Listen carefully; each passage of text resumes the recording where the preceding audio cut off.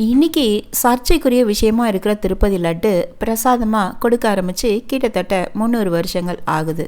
ஆரம்ப காலத்தில் திருப்பதி பிரசாதமாக என்னெல்லாம் இருந்துச்சு பாருங்களேன். ஃபஸ்ட்டு திருப்பொங்கம், அப்புறம் சுய்யம், அப்பம், வடை, அதிரசம், மனோகரம், பூந்தின்னு பல பலகாரங்கள் இருந்திருக்கு.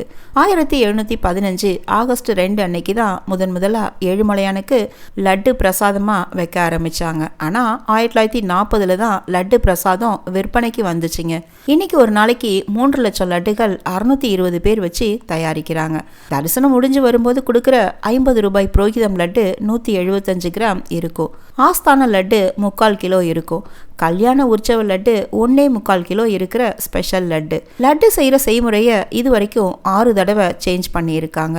2008 புவிசார் குறியீடு வாங்கியிருக்காங்க திருப்பதி லட்டுக்கு. திருப்பதிக்கு கிடைக்கிற வருமானத்தில் லட்டு மூலமாக கிடைக்கிற வருமானம் 2வது இடத்துல இருக்குங்க.